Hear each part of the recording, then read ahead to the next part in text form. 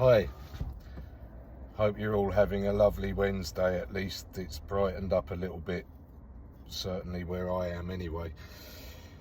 And I've been driving between jobs this morning and listening to the send-off ceremony from Portsmouth Harbour for the remaining D-Day landing veterans, of which obviously there are less and less all the time. It was 80 years ago now. My adopted mum was born on June the 7th, 1944, during the whole the battle basically of Normandy. So I will be remembering her in a couple of days' time. It's tomorrow? No, 2 days' time. I'll probably pay her a visit at the graveyard. And as part of my studies of history at prep school, we did a school trip to Normandy. My prep school actually it liked to link itself with all that part of history. The school itself, boys were split into 4 what they called sections, and to give you an idea of the kind of link between my school and the services and the wars, the sections were called Jellicoe, Beatty, Kitchener and Hague.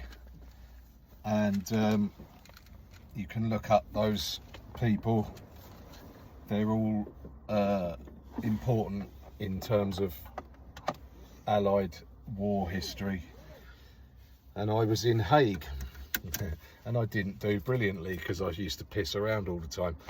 But going to Normandy, I was about 12 years old, and it was really, I wish, looking back now, that I was more attentive and more as into it, as interested as I am now later in life. I love a bit of history, and I'm interested in not necessarily warfare as a kind of single topic, but obviously warfare it's just a constant in human history. But yeah, I remember going to a couple of the beaches, the landing beaches. I think they were called Omaha, Utah, Pluto, Gold and Sword and Juno. Is that right? Gold, Juno and Sword were definitely 3. Omaha, yes. You'll have to look up the rest. I didn't study this in the last 40 years, so my memory can be a bit sketchy on certain details. But yeah, it was interesting. I remember going to the cemeteries, and they were, I mean, obviously this was 40 years ago, but I'm sure it's exactly the same now. Beautifully kept, beautifully manicured grass. The gravestones were faultless and spotless. And I also remember driving, we were in a minibus going between places, and I remember seeing to my left a big kind of forest area, and you could just look closely and see, I'm sure there were black iron crosses in there, which would have been the burial of German soldiers. Obviously those forests weren't particularly well kept, but they have to have their place, and they did, but obviously there wasn't the kind of reverence that there were with the Allies. But yeah, the whole experience was interesting, and I would recommend it. I would love to go back there when they finally take me off license. I could probably talk it out with probation at some point. I also went to Bayeux, which houses the Bayeux Tapestry. I have a piece of that tapestry tattooed on my upper leg. It's the famous one with the arrow in the eye, and it says Harold Rex Interfectus Est, which is Latin for King Harold is killed.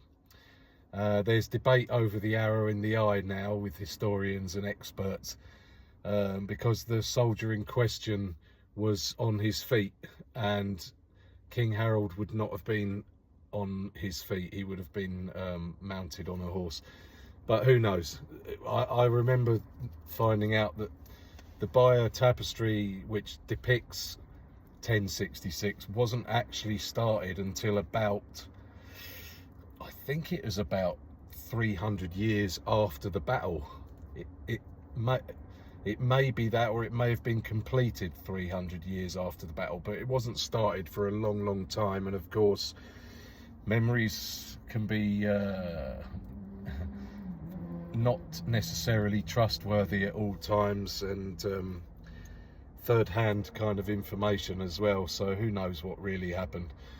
But there you go. It's 80 years since the first of, I believe, 7,000 ships and boats and vessels, and there were 12,000 aeroplanes involved, fighters, bombers, surveillance and so on.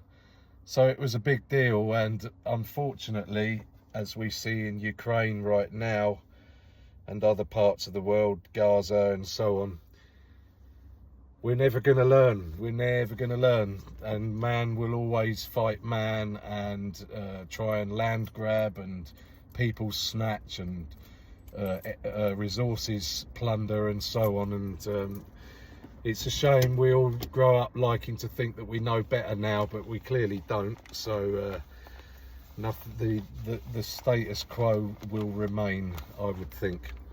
Anyway, just a little waffle about all that, and I'll be back in my normal sense soon enough. Have a good day, everyone. Take care.